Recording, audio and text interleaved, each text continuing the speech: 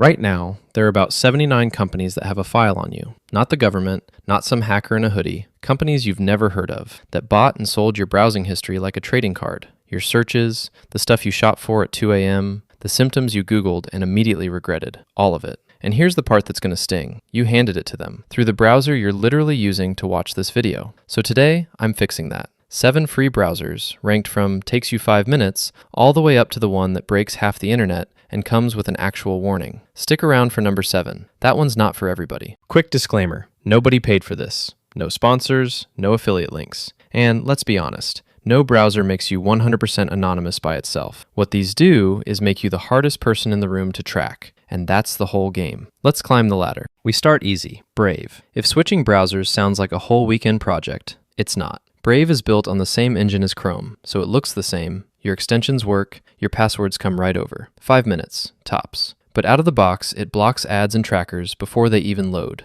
We're talking 6, 7 trackers a page on average. And on news sites, that number jumps to 30, 40. 30 invisible things watching you read one article. Brave kills them by default. You don't configure anything, you just browse. Quick heads up, Brave's got a crypto rewards thing built in. Some people love it, some find it annoying. Totally optional. Turn it off in settings and you lose nothing. Who's it for? Everybody. If you do one thing from this video, make it this. It's the easiest privacy win there is. Number 2, Firefox. But with an asterisk. Plain Firefox out of the box? Not actually that private. And I know that's controversial, so let me explain. Mozilla takes somewhere around $400 million a year from Google to keep Google as the default search. Let that sit for a second. The privacy browser's biggest paycheck comes from the biggest ad company on the planet. But, and this matters, Firefox can be hardened. There are community setups. You'll hear names like ArkenFox or BetterFox that flip every privacy switch for you. 20 minutes of setup and suddenly it's a fortress. The reason it makes the list, it's not Chrome's engine.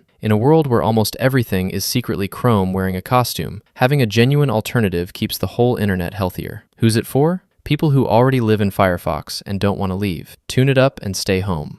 Number 3, LibreWolf. You know all that hardening I just described? The 20 minutes of flipping switches? LibreWolf is somebody who already did it for you. It's Firefox with the surveillance ripped out. No telemetry, no crash reports phoning home, no sponsored junk on the new tab page. Plus, the best ad blocker on the planet, uBlock Origin, baked right in. It even wipes your history and cookies every time you close it. Walk away clean every single session. The catch, and there's always a catch as we climb, some sites will break. Banking sites, streaming, anything with heavy fraud detection might throw a fit. You'll occasionally have to whitelist one. Small price. Oh, and no phone version. Desktop only. Who's it for? Firefox fans who want maximum privacy with zero homework. Install it and forget it. Number 4 is the one for your phone. Because let's be real, that's where you actually live. DuckDuckGo. Everything we've talked about so far has been desktop, but you're not on a laptop at the bus stop. You're on your phone, leaking data to apps all day. DuckDuckGo's mobile browser blocks the hidden trackers, forces encrypted connections,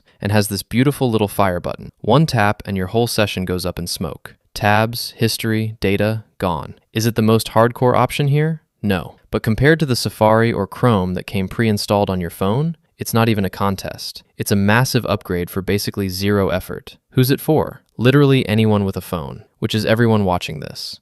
Okay, number 5. We're getting into enthusiast territory now. Ungoogled Chromium. Here's the idea, and it's kind of beautiful. Chrome is actually built on an open source base called Chromium. Ungoogled Chromium takes that base and surgically removes every single thread connecting it back to Google. Every background ping. Every, hey Google, here's what this person's doing. Gone. You get the speed and the familiar feel of Chrome. Without the part where Chrome is, and I quote a security researcher here, a surveillance tool that happens to render web pages. The catch, it's a little more hands-on. Updates aren't always automatic depending on how you install it, and there's no hand-holding. This is a power user pick. Who's it for? People who love how Chrome works but are done feeding the machine. Number 6, and this is the one most people have never heard of, which is exactly why I love it. Mullvad Browser. This thing was built by a VPN company and the people who make Tor, working together. And what it does is genuinely clever. Every other browser, you're a snowflake. Your screen size, your fonts, your time zone,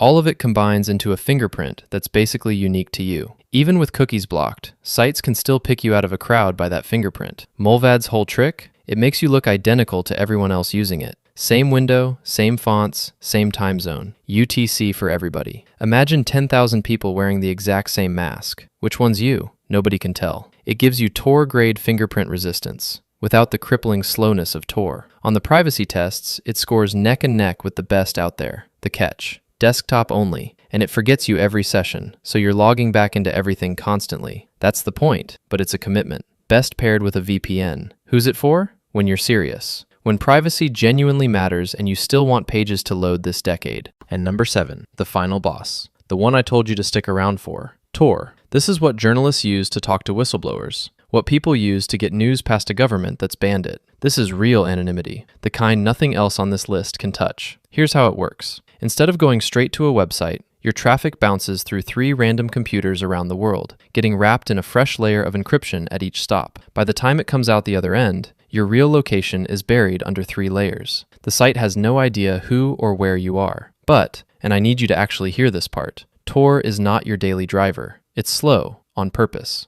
Banks will lock you out. Streaming won't work. A bunch of sites will straight up break. And the second you log into your personal email on it, you've handed away the anonymity you just built. Treat it like a fire extinguisher. You don't cook with it every night. But when you need it, nothing else comes close. Who's it for? Specific moments that demand real anonymity, not Tuesday afternoon shopping. So there's your ladder. Brave at the bottom for everybody, Tor at the top for the moments that matter. But here's the truth I promised you at the start. The thing nobody tells you. The browser is only half of it. You can run Tor like a ghost and still blow your whole cover by logging into the same Google account, on the same Wi-Fi, using the same email you've had since high school. Privacy isn't an app you install. It's a habit. The browser is the door. You're the one who decides whether to leave it open. Pick one off this list today. Just one. Even the easy one. Future you, the one who isn't sitting on 79 data broker lists, will thank you. If this actually taught you something, that's the whole reason this channel exists, so you know what to do. I'll see you in the next one.